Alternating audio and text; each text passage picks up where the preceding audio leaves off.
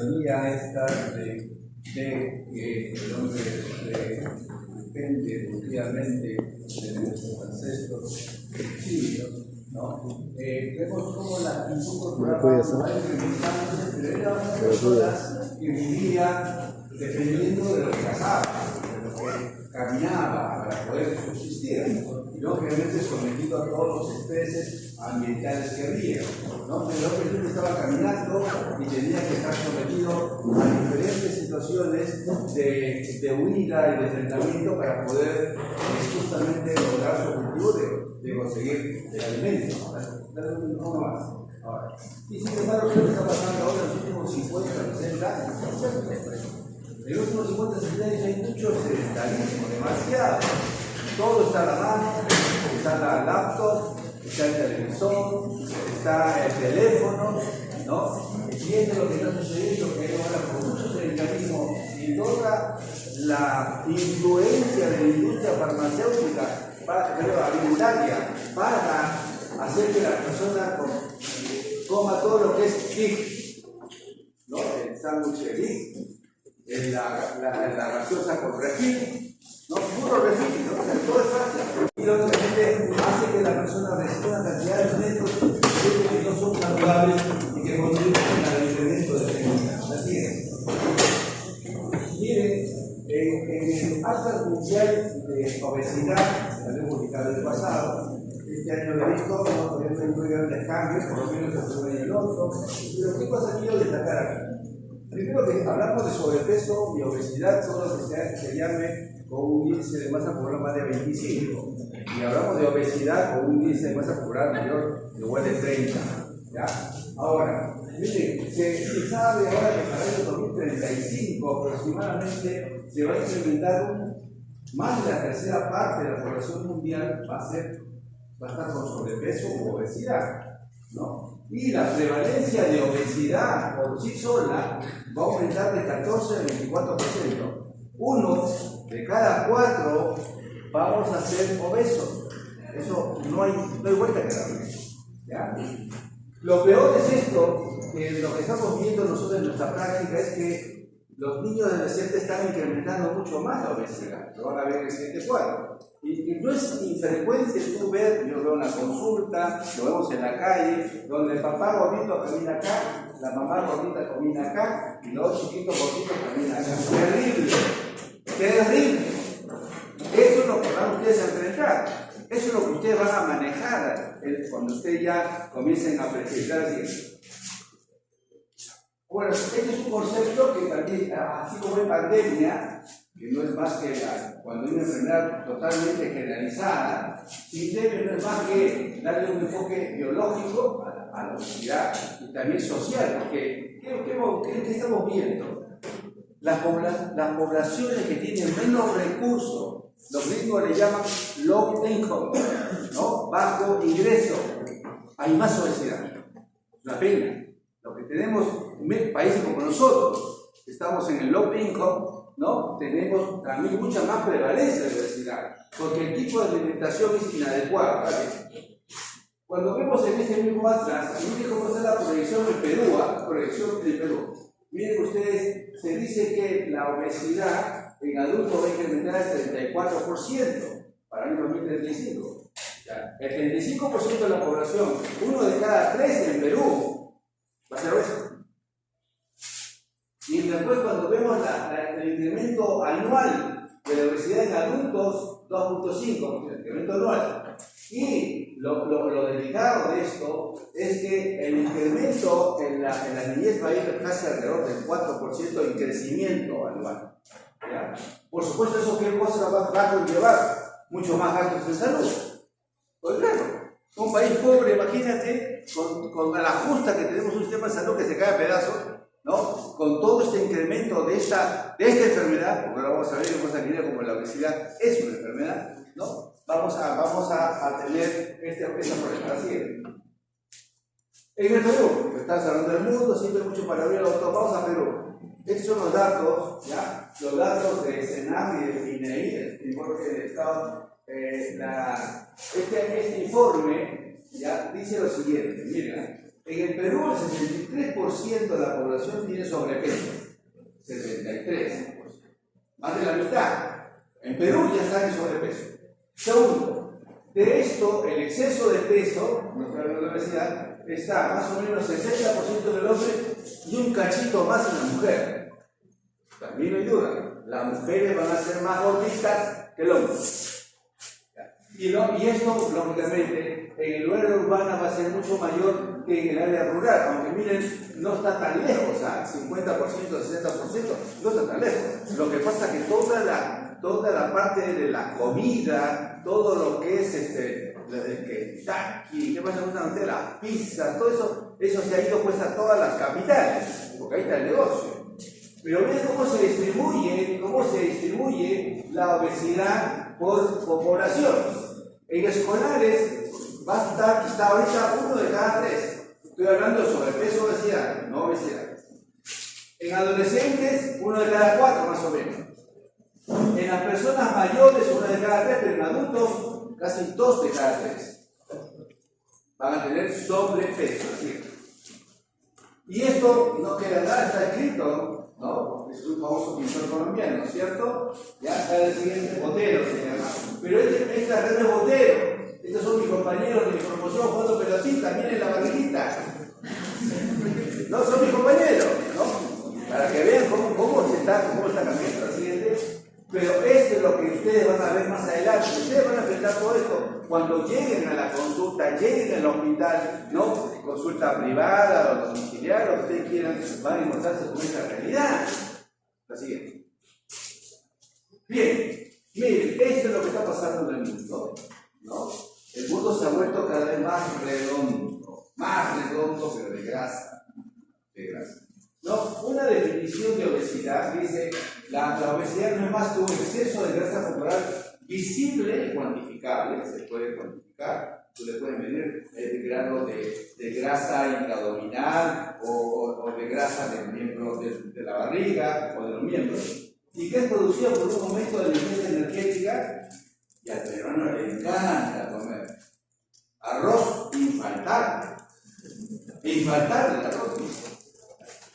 Y el pan. Y un gasto energético disminuido. Estamos sentados todo el día, somos estudiantes de medicina, trabajamos en el consultorio y la pasamos todo el día sentados.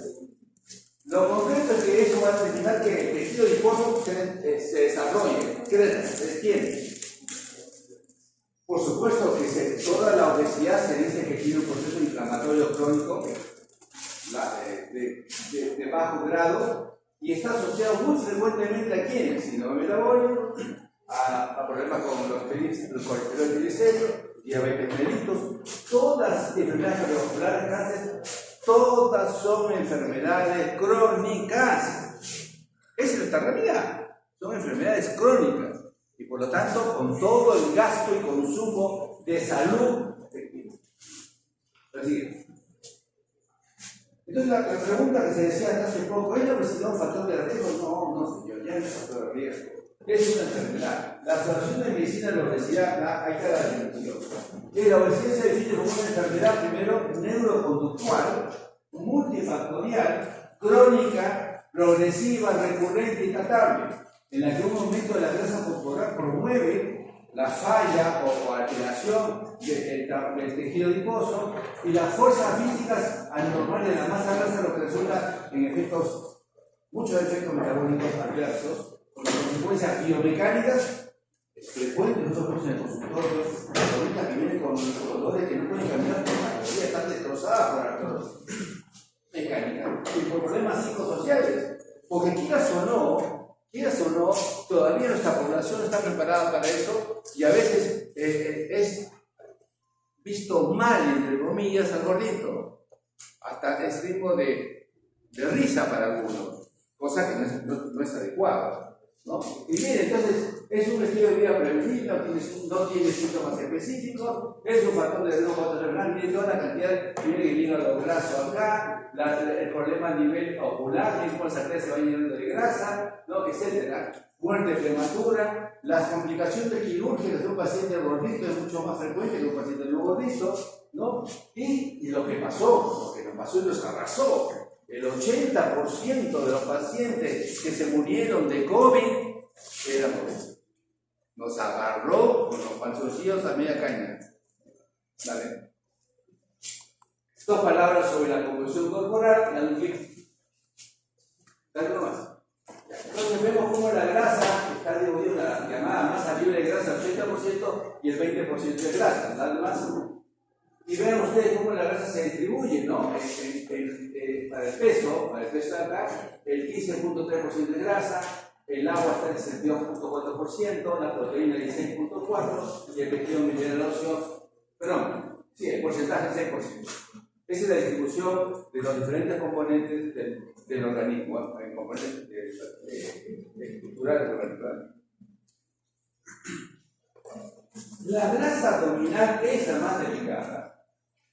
Es la que más está estudiado y la que está alterando todo el comportamiento metabólico de nuestro organismo, ¿no? Vean ustedes acá, ¿no? Nuestro perfil, ¿no? Y acá está primero por delante el tejido adiposo subcutáneo, pero es la grasa visceral en general la que está produciendo todos los componentes metabólicos que generan inflamación de bajo grado, alteraciones inmunológicas también, ¿ya? La siguiente. Y en esta referencia, donde se hace una resonancia, miren lo siguiente, acá. La grasa visceral es la roja, miren, la grasa visceral es la roja, ¿ya? Y la abdominal es la azulita. En el lado A es una persona de 67 años, con un peso casi normal, con un índice de masa corporal de 25, pero grasa visceral de 2.58. Otro hombre de 53 años, con obesidad y con índice de masa corporal y grasa visceral, nada. Entonces, por lo tanto, ¿qué cosa nos dice este cuadro? Yo tengo un índice de masa corporal casi normal, ¿no? Es normal. Pero la barriga me cuadra, la pipa para algunos, la chelera para otros, ¿no? Miren cómo está incrementada la grasa corporal. Y esto da mucho problema inflamatorio de bajo grado y todas las alteraciones metabólicas que ponen. Fíjense todo lo que puede producir ahora sí la obesidad. En la obesidad van a haber tres enfermedades de origen metabólico, de origen mecánico y alteraciones también del sistema nervioso central. Vean ustedes cómo, ¿no? Hay depresión y ansiedad, la apnea del sueño, el famoso ronquido.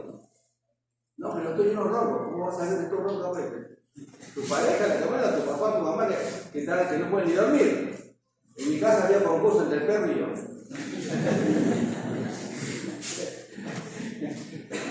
El asma, el hígado graso metabólico, cada vez más, mi trabajo de tesis de maestría es justamente sobre obesidad sarcopénica y enfermedad del tejido graso metabólico, porque eso, te digo, estoy encontrando cada cosa así, ¿no? Cálculos de la vesícula, infertilidad. Hay una serie de enfermedades que están amarrados al cuadro de obesidad, ¿no? Y subrayo, la obesidad es una enfermedad multifactorial, multiorgánica, multihormonal y con múltiples mecanismos. Aprieto un clima. ¿Por qué? Porque está bien claro que hasta un 50% es parte genética. Hay una susceptibilidad genética. Por eso decía, papá, mamá, gorditos, puede ser que sea gordito, ¿no? Pero ¿por qué? Porque el otro lado es todo lo que se llama las causas ambientales, ¿no? ¿Qué te digo yo? En este caso tenemos vía sedentaria, nuestro rico pollo a la brasa con papitas, con pellejo y todo, que rico, ¿no? Bien rico todo, ¿ya? Y por supuesto factores ambientales, estos son los que están jugando, pero donde el sistema nervioso central juega un factor muy importante.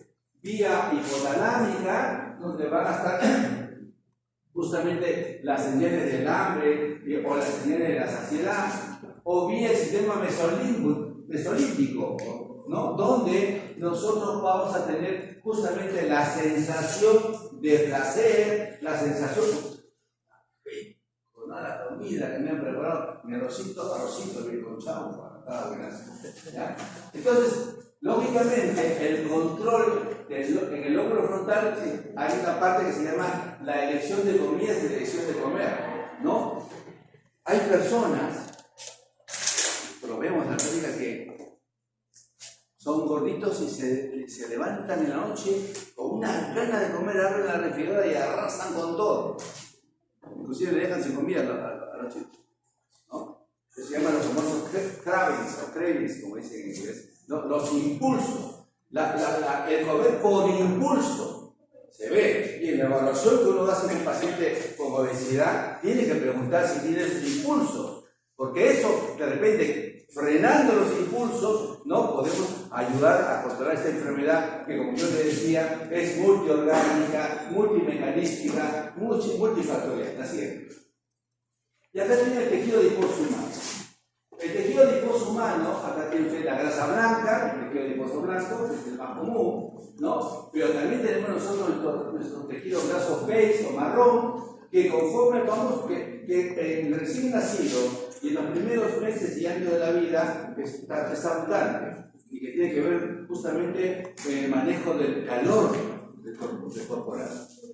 Y posteriormente a este tejido adiposo blanco, el tejido marrón, este tejido marrón está distribuido en la columna a nivel supraclavicular, pero el que está mayor distribuido es el tejido adiposo blanco, que lo ven ustedes acá, tanto a nivel epicárdico, a nivel de peritoneo, a nivel mesentérico. Vamos a ver ustedes cómo el exceso de grasa también tiene no solamente un efecto hormonal, sino un efecto mecánico. ¿Ya? Y vean ustedes acá, si hacen un estudio, vean, esta persona tiene 37 años y esta persona está abajo de 82. La circunferencia abdominal, lindo, 91 está, ¿ya? La circunferencia abdominal. Pero miren la grasa visceral acá tiene 98, es la grasa visceral, y miren la cantidad de grasa visceral acá, 190. Y la grasa subcutánea, ¿no? Acá está mucho mayor, la grasa subcutánea mucho mayor. Pero la grasa visceral es la que está incrementada, a pesar que tiene una circunferencia abdominal aparentemente igual. O sea, entonces el panzón, todo igualito. Tiene en este caso 91 centímetros, ¿sabes? La otra cosa que cada vez estamos aprendiendo más es que la grasa no solamente se localiza, ¿no?, dentro de la cavidad abdominal, sino todo lo que esté por fuera de los sitios normales de grasa se llama grasa ectópica. Y acá tenemos nosotros, por ejemplo, en la grasa local, la grasa perivascular, la grasa pericárdica. Ahora van a ver ustedes algunas diapositivas que he traído por ahí, ¿no?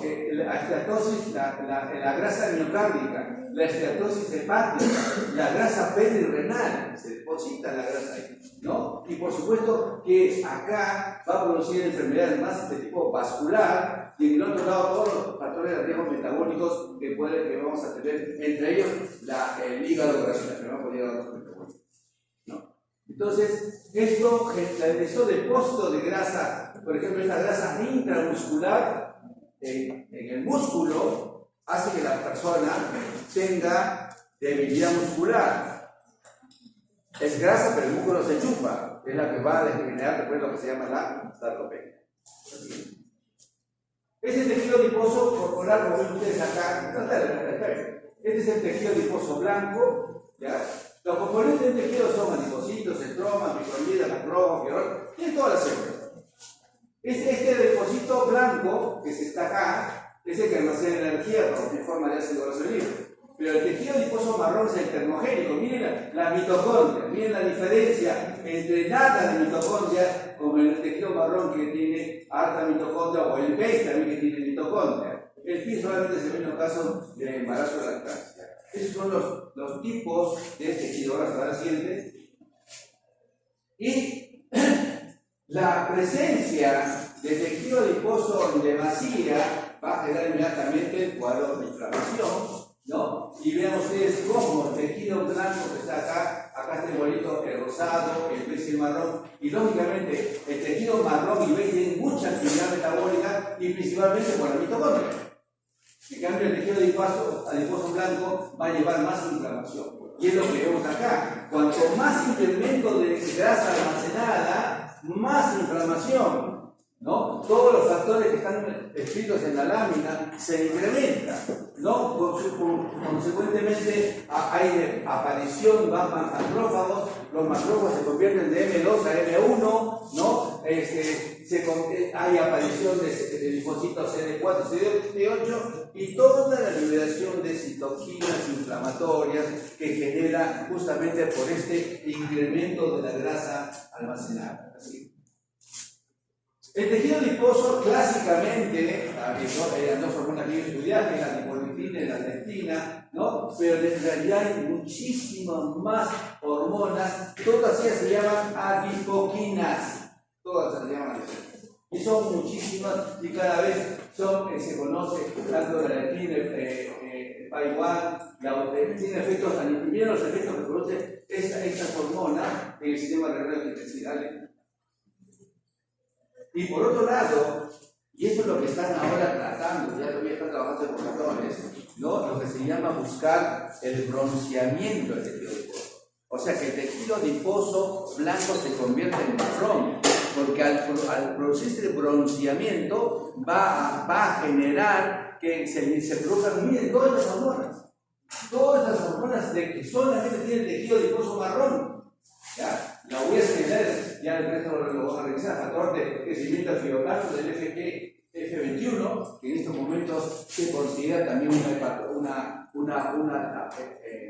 una hormona por la cual se está actuando para bloquear y hacer que se disminuya el hígado graso, el neuroregulín, la interleuquina 6, el factor de crecimiento endotelial vascular. Todo esto se produce en el tejido adiposo marrón. Que repito, ustedes todavía deben tener todavía un poco de tejido adiposo marrón. Los viejitos como yo ya tenemos poco, nada. Por eso que cuanto más viejitos tenemos más frío. En cambio ustedes deben tener suficiente cantidad de calorías y calor, ¿no? Por el tejido adiposo marrón que pudieran tener todavía.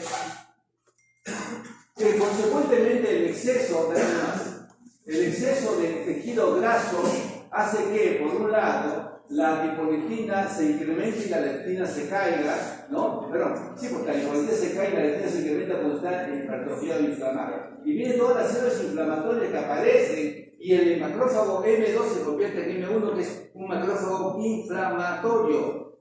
¿Ya? ¿Vale? En el año 47, Beck clasificó los fenotipos de la obesidad.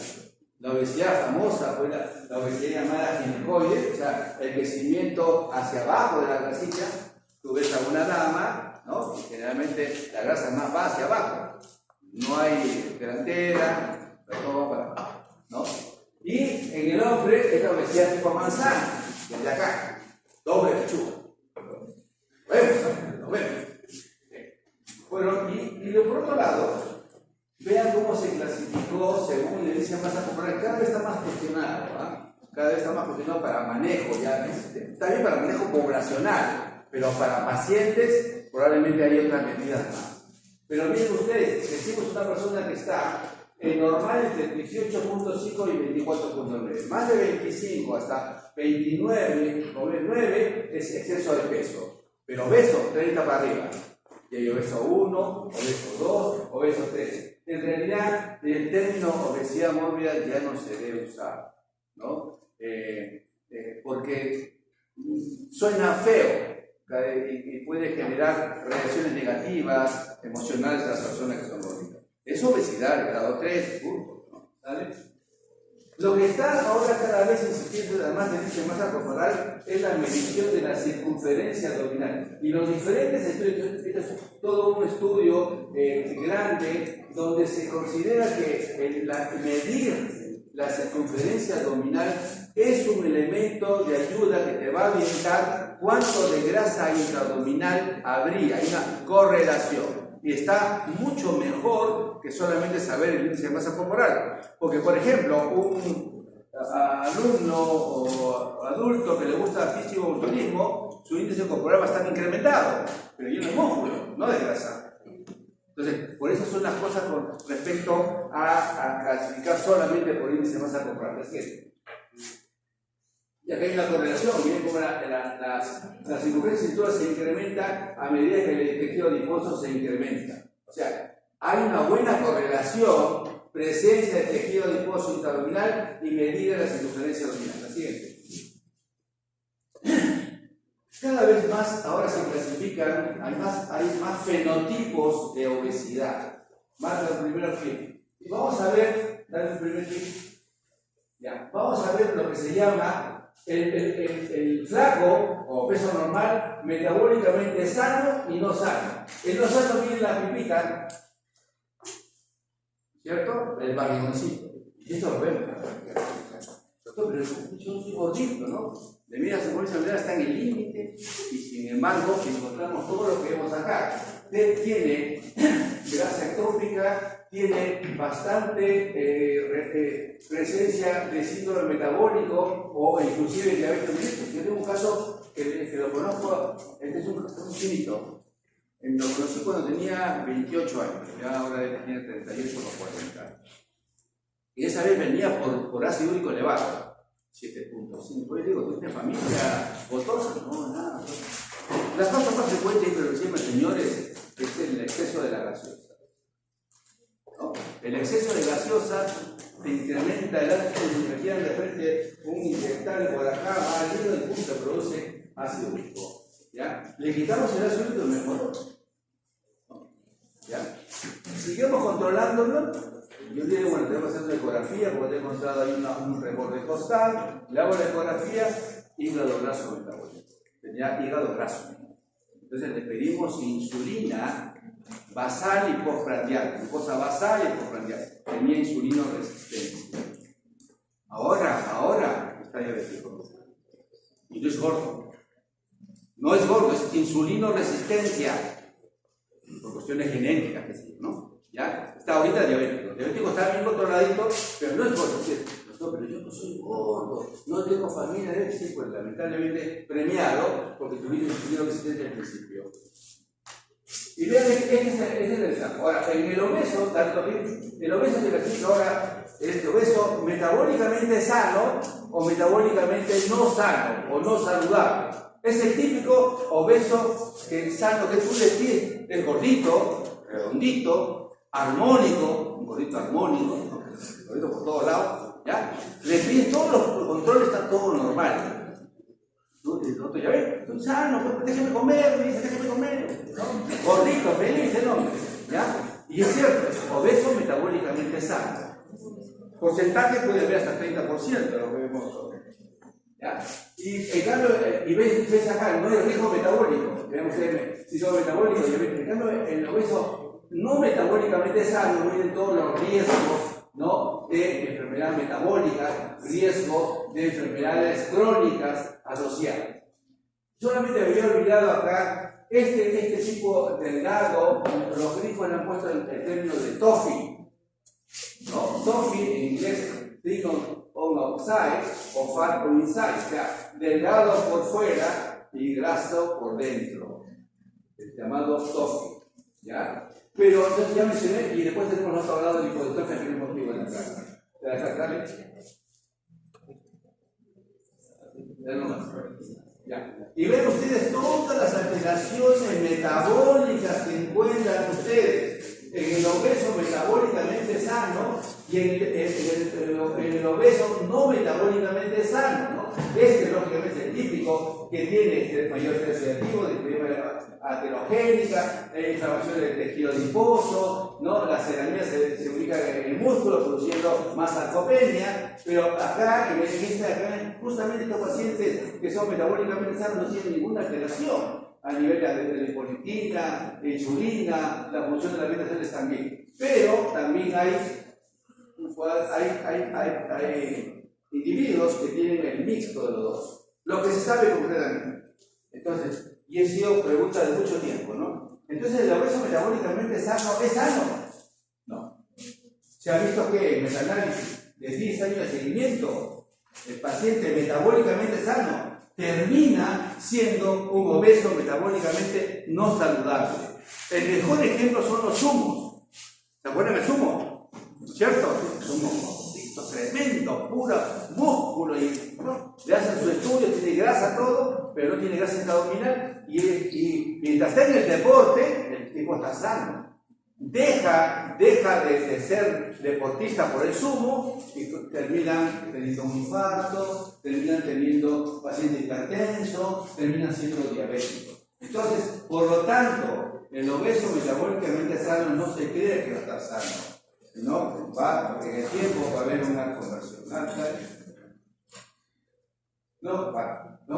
¿Cuáles son los mecanismos involucrados en la obesidad? No hay duda, lo mencioné, el componente genético es algo. Hay la obesidad monogénica, es poco frecuente, los pediatras lo tienen más frecuentemente, y la obesidad poligénica, que es la que nosotros vemos en nuestra población a cada paciente. Va a haber cambios en la red, depende de las alteraciones de las redes neuronales, tiene que ver mucho con esto, lo que yo llamaba, ¿no? El mesolimpo, o si no el hipotálamo, los centros que tienen que ver con la saciedad, con el hambre, ¿no? O con la recompensa. Y hay también cada vez más cobra fuerza, ahora estamos todo el boom de la microbiota intestinal, que está intervenido en todos los cambios de la microbiota intestinal, ¿no? Que son los que, por alguna razón, se pierde la integridad de la mucosa del intestino y las bacterias cambian de población, ¿no? e ingresan hacia el tejido subseroso, seroso, llegan al tejido submucoso, entran y de ahí se pueden disparar hacia la sangre.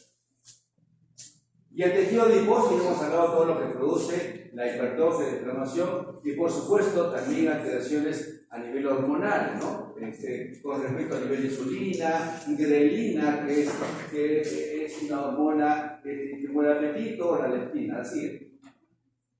Y acá vemos en esta etiología que parece un poco compleja, ¿no? En la revista la tienen ustedes ahí, la pueden encontrar, ¿no? Donde el hipotálamo es el máster. El centro importante, ¿no? Que tiene que ver con, va a integrar todas las señales que vienen, señales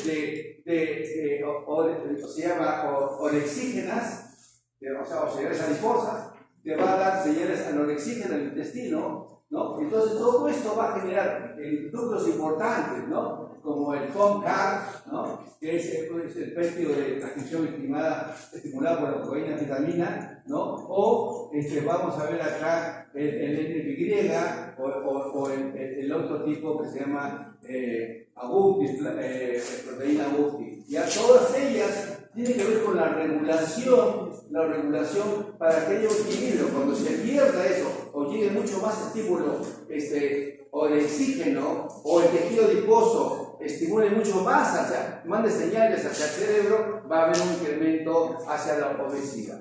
Pero acá va solamente lo que yo le decía, los famosos antojos o lo que es ¿no? Que también es un estímulo que llega hacia el cerebro para comer por impulso, tal vez. Hasta ahí, todo lo que es obesidad. En el año, es un estudio que fue hecho, está publicado en el año 2018. NANES no es más que un estudio que hacen en una población extensa en Estados Unidos, donde también intervienen enfermeras, médicos, población. Y hacen un estudio para ver cuál es la prevalencia de algunas enfermedades. ¿Y qué se encontró? Se encontró que, miren, en Estados Unidos, la salud metabólica, o sea, no había problemas con colesterol, con triglicéridos, con hipertensión, con diabetes, solamente era el 12.2%, nada. Y pues si le quitaba la circunferencia abdominal, se aumentaba el 17%. En otras palabras, en Estados Unidos el problema es recontra serio, ¿no? ¿Por qué? Porque justamente poca gente, 15%, 20%, tiene salud metabólica, pero el resto tiene salud no metabólica. Y la salud no metabólica, ¿no? Está dependiendo de varios factores, ¿no? Que hemos acá, circunferencia abdominal, un clic. Entonces, ¿qué vemos? Como consecuencia de alteración de los triglicéridos, la glucosa, la circunferencia abdominal, la presión arterial o el colesterol bajo, ¿no? va a generar lo que se conoce con el nombre de síndrome metabólico, ¿no? Ahora voy a decirles por qué es síndrome metabólico y qué hay que diagnosticarlo, porque nos va a ayudar para lo siguiente, ¿vale? En la definición, el síndrome metabólico no es más que es un racimo, un conjunto, ¿ya? Que en el mismo tiempo esos trastornos aumentan el riesgo de enfermedad cardíaca, accidente cerebrovascular, diabetes tipo 2, ¿no? Y lógicamente todo eso está relacionado con el incremento de la presión arterial, incremento del azúcar, aumento de la cintura abdominal y lógicamente niveles altos de colesterol triglicéridos. Y acá vemos, acá están los componentes del síndrome metabólico, ¿ya? Los componentes del síndrome metabólico, la definición que hemos mencionado, basta que haya 3 de los 5 criterios, que son 1, en este caso, que tenga un HDL bajo.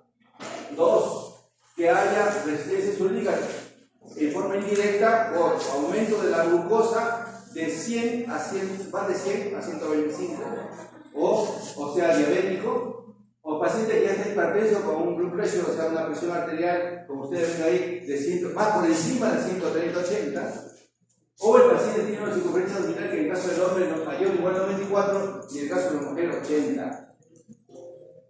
Y lógicamente un incremento en los triglicéridos de 150. Todo esto, azúcar, glucosa, inclusive sin o con tratamiento. Pasa que sea 3 de los criterios. En otras palabras, yo puedo tener solamente hipertensión, aumento de los triglicéridos y incremento del ciclo abdominal. Y al revés.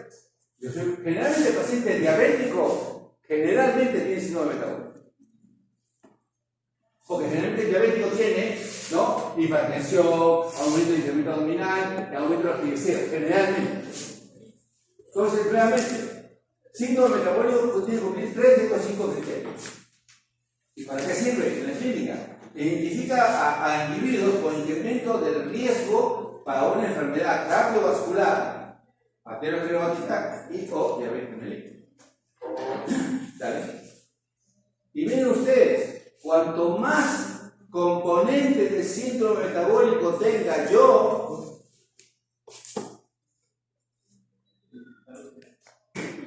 cuanto más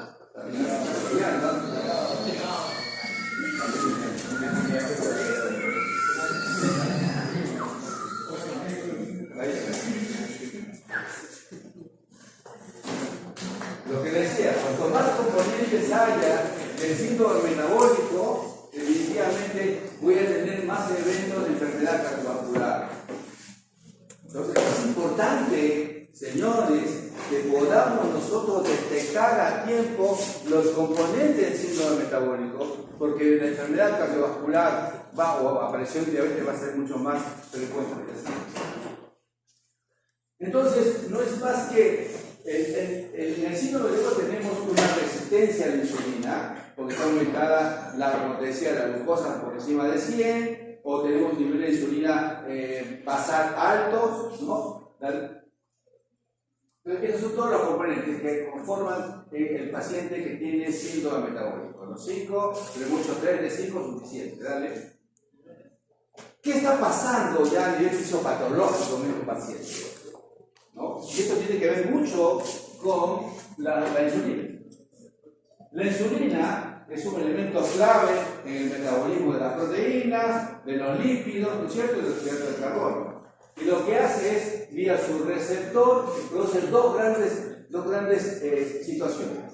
Tiene que ver con todas las vías metabólicas para justamente formar el transportador de glucosa para que la glucosa pueda entrar a la célula, o tiene que ver todo con el crecimiento y diferenciación celular, ¿no? Entonces, tiene dos residuos acá. El residuo de tirosina, que son estos, este es el receptor de insulina, acá está la molécula de insulina. Una vez que se une al receptor, se reúne al receptor del componente de tirosina, se enciende todo el mecanismo de señalamiento y todas las actividades moleculares hacia adelante para que se generen los diferentes componentes moleculares que van a generar la mejor forma de poder formar transportadores de glucosa y que la glucosa entre las células. Pero hay también, si esta actúa a nivel de los residuos de serina, lógicamente acá se va a apagar todo este sistema, ¿no? Todo este sistema hacia adelante tiene que ver con los fenómenos de autofosforilación. Entonces, la resistencia a la insulina, ¿qué cosa es? Como ven ustedes acá, es una condición en la cual cantidades regulares de insulina no son capaces de inducir los efectos en los tejidos sensibles a, ejemplo, músculo y tejido adiposo no pueden captar la glucosa y hay disminución de la lipólisis del tejido graso. A nivel cerebro, disminución del apetito hipotalámico. A nivel riñón, suprime la producción de glucosa por el riñón, el 30%. Recuerden que se forma de glucosa por el riñón. Y a nivel del hígado, bloquea la producción de glucosa y ácido graso, en este caso, lipoproteínas de baja densidad, ¿no? De muy baja densidad. Solamente recuerden esto: la glucosa llega al organismo vía exógena y vía endógena. La exógena es clara, todas las gaseositas que hemos tomado antes de venir acá a la clase. Y ahora hay algunos que se toman estimulantes, ¿no? Para estar bien para el examen o para poder estudiar. No saben el tremendo problema que están teniendo porque esas taurinas famosas o todos los componentes te estimulan en el momento y después terminan durmiendo como están algunos colegios. Y la vía endógena por gluconeogénesis, el 80% producción hepática, ojo, y el 20% de riñón. ¿Cuáles son los mecanismos moleculares para que se produzca la resistencia a la insulina? Vean ustedes cómo es la fosforilación de los residuos. Acá viene acá el receptor de insulina, ¿no? Se fosforilan todos los diferentes componentes internos, ¿no? Y lo que hace es, si no actúa bien, no se prende el sistema hacia abajo, todo este canal esta señalización interna, ¿no? Va a haber menos activación del receptor, consecuentemente menos autofosforilación y por lo tanto menos formación del receptor de glucosa para que el GLUT 4 para que pueda entrar a la célula. ¿Qué factores desencadenan la resistencia a la insulina? Sobrecarga de nutrientes, definitivamente. Un alimento lleno de hidratos de carbono y grasas, ¿no? O una hiperinsulinemia, o mucha lipopina inflamatoria en el caso de los obesos. Todos ellos susceptibles a actividades quinasas. Y, ojo, el sistema renina-angiotensina. El tejido graso tiene todos los componentes del sistema renina-angiotensina. Todos. Y es por eso que vamos a ver más adelante de que generalmente el paciente obeso se acompaña de hipertensión arterial. Baja de peso mejora, ¿no? La hipertensión arterial. Entonces, ¿cuál es la relación insulina con glucosa? Normalmente, cuando llega la glucosa, se libera insulina, pero cuando hay resistencia a la insulina, ¿no? Hay una glicemia crónica, los niveles están altos. Tú justamente haces dosaje de insulina basal y la insulina está elevada. ¿Ya? Entonces, ahí es una prueba. Aparte de 115, 120, 102, ¿no? de aumento de glucosa en ayunas, ¿no? Indirectamente tenemos el dato de que la insulina debe estar elevada. Ya en el diabético se agota de tanta persistencia crónica, de estimulación crónica de insulina, se agota el páncreas, diabetes abierta, completa, no hay máscara.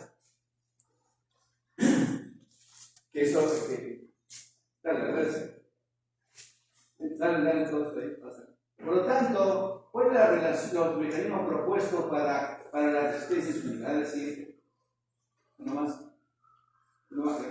Perfecto.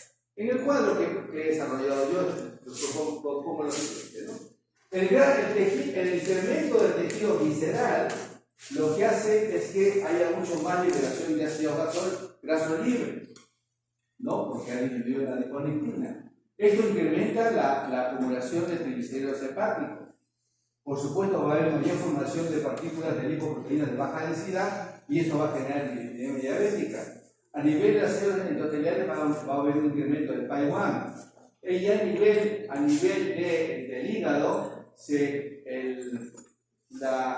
lo que se llama la limpieza, el metabolismo de la insulina disminuye y por lo tanto se incrementa la resistencia a la insulina y todo eso genera la hiperinsulinemia, que es lo que se denomina como resistencia insulínica periférica, ¿no? Y por supuesto, también los mismos ácidos grasos libre per se que incrementan la resistencia a la insulina periférica también, ¿ya? ¿Dale? ¿No? Bueno, vamos a ver acá cuál es la relación con obesidad e hipertensión que yo les decía, ¿no? El efecto de masa grasa, la acumulación de grasa, va a producir, por un lado, acúmulo de grasa y los consecuentes efectos mecánicos, ¿ya? Mecánicos y estructurales, biomecánicos. Ejemplo de esto es la apnea del sueño, ¿no? Antes se hablaba del famoso síndrome de Pickwickian, ¿se acuerdan? Algo, ¿no? Son los gorditos que están en casa, son la típica, los gorditos se duermen. ¿Por qué? Porque la grasa está aumentada, el diafragma se eleva, ¿no es cierto? Hay menos buen intercambio gaseoso, un poquito más de CO2 y me lleva al sueño, ¿ya? Y por otro lado, también el famoso ronquido, ¿no? Nosotros, en la parte clínica, el paciente a veces viene por chequeos a la consulta, ¿no? Son gorditos, generalmente la mayor parte son gorditos o con sobrepeso. Y dice, bueno, doctor, vengo con un chequeo, pero viene con la esposa, porque la esposa lo dice.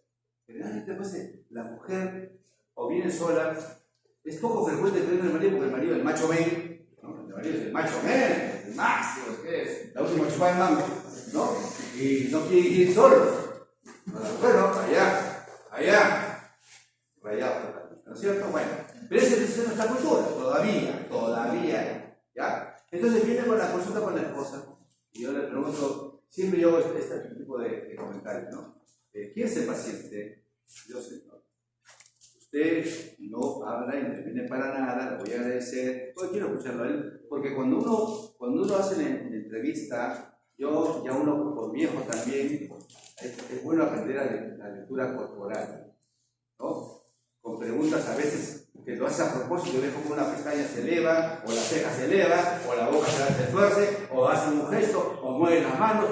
La lectura corporal para el clínico es sumamente importante, ¿no? Entonces le hago las preguntas respectivas, ¿no? Ella no hablaba la señora, yo la veía, pues, yo le digo, señora, por si acaso yo tengo vista a 180 grados, lo estoy mirando a su marido, pero estoy mirando a usted, ¿eh? Por supuesto que la mujer se quedó hace rato, que se agarraba así los gestos. El otro me contestaba y me decía, sí, doctor, yo vengo acá porque quiero ver mi análisis. Y la otra quería hablar. Ya, señora, digo, doctor, yo vengo porque este señor ronca, no me deja dormir. Inclusive lo he mandado al otro cuarto, pero hasta el otro cuarto se escucha. Imagínense el tremendo problema. Doctor, ya le he dicho, mire, si esto no se arregla, vamos a terminar separando. Y sé de casos que han terminado primero en cuartos separados, con doble puerta, porque se escucha terriblemente. Esto, el ronquido que se acompaña con apnea del sueño. No todo ronquido es con un apnea del sueño importante, ¿no? Se le hizo su estudio, la polisomnografía, ¿no? Y está en este momento con su maquinita, ¿no? El CPAP para manejo, y ya está muy bien. Otra vez está junto con la esposa en el mismo nicho, ¿no? En el mismo nido, no nicho, nido, pero no. En el mismo nido, ¿ya? Y, claro, el hombre con su máscara y su maquinita, ya duerme bien, ya duerme bien. Miren todo eso lo que hay con respecto al exceso de grasa, ¿dónde? ¿No? Miren, hay una sobrecarga en la presión cardíaca, ¿no? Hay incremento de la filmación cardiovascular. A nivel renal puede haber, como ustedes ven, también alrededor del riñón incremento de la masa por efecto biomecánico, nada más, ¿ah? Igual a nivel el tejido perivascular, cada vez más.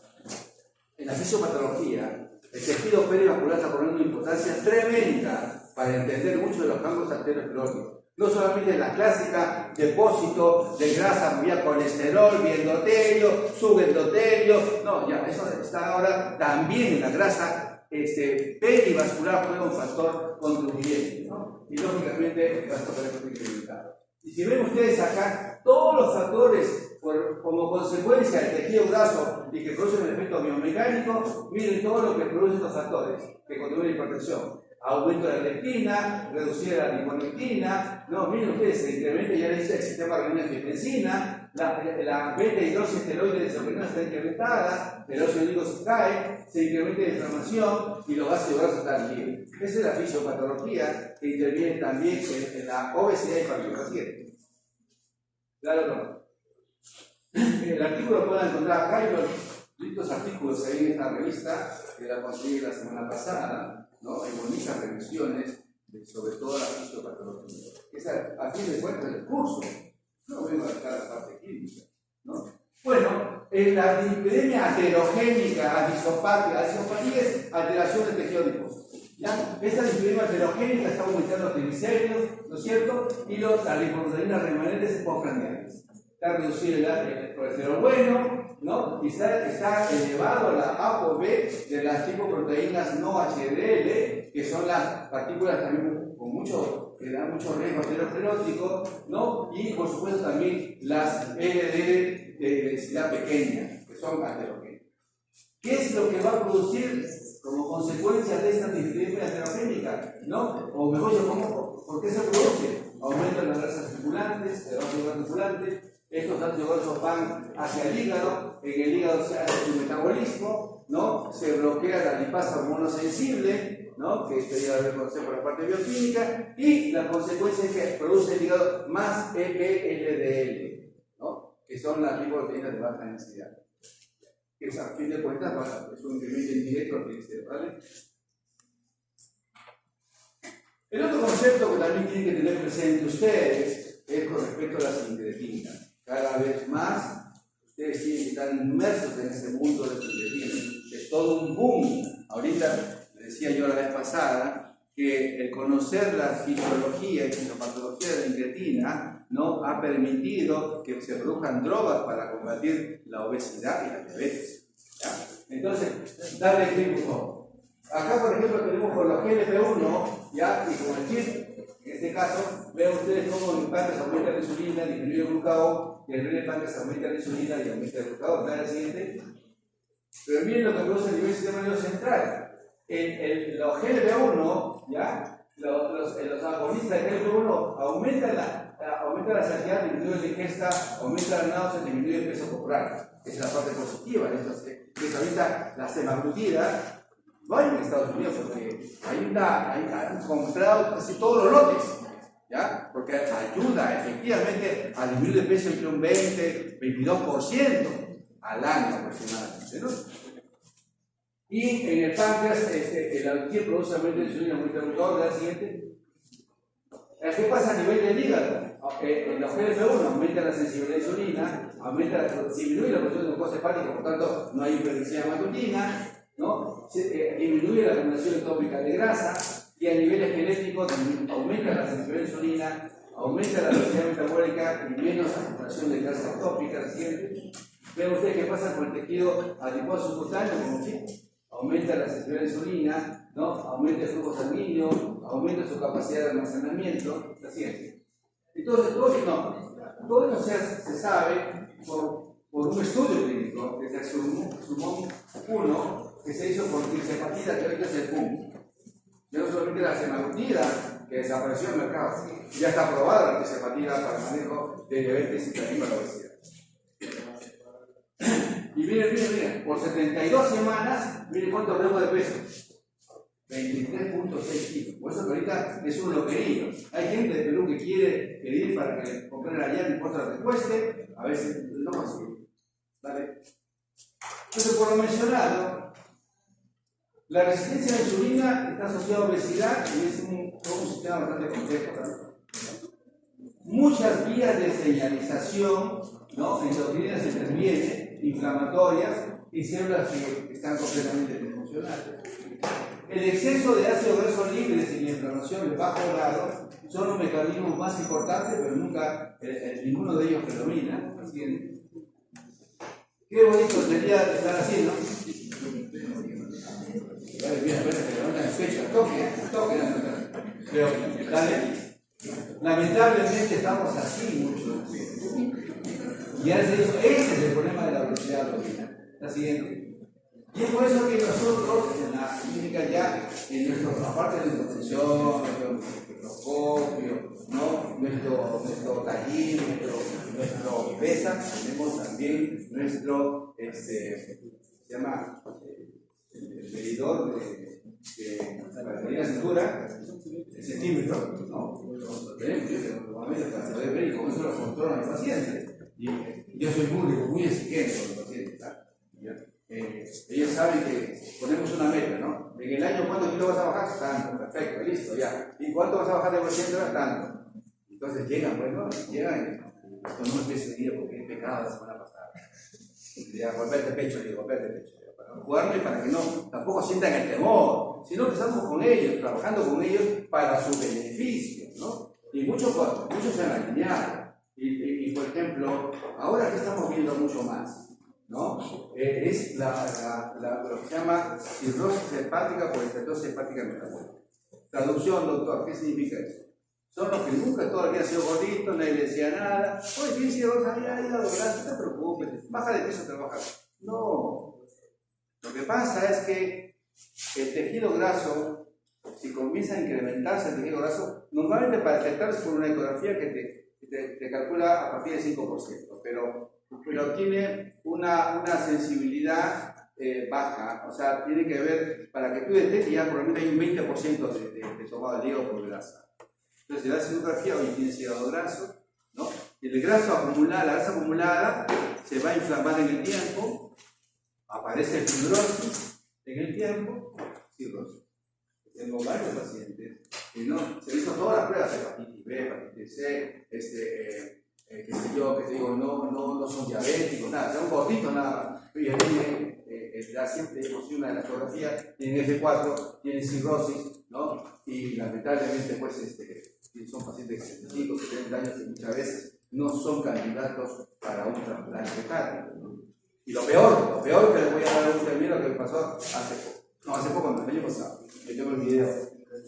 Llega un gordito, se sienta, me dice, doctor, vengo acá, me han recomendado a otra persona, bla, listo, todavía todo el tiempo, gordito también. Doctor, ¿sabe qué? Yo me he operado, me han hecho una bariátrica.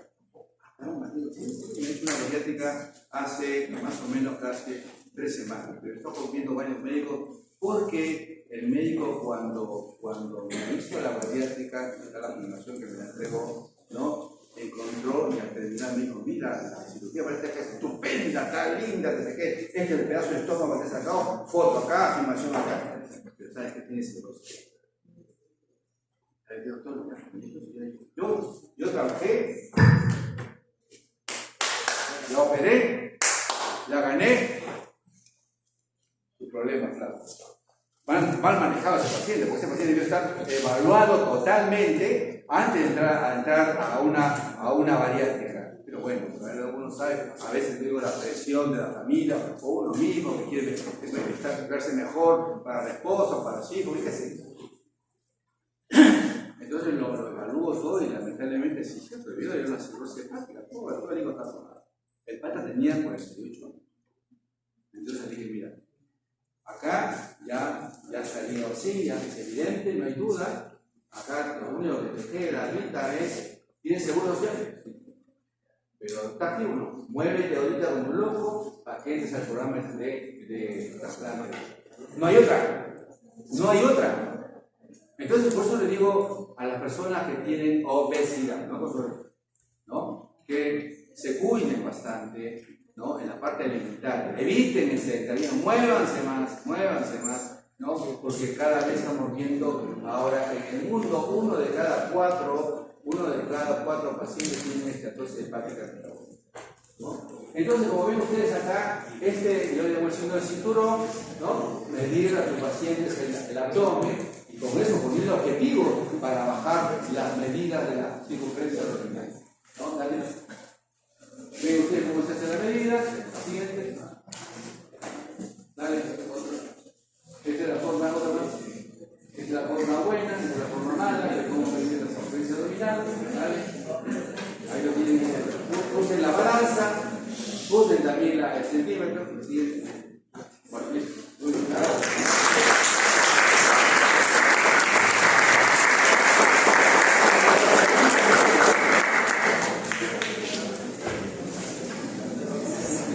Cualquier pregunta, raje, murmuración, bienvenido.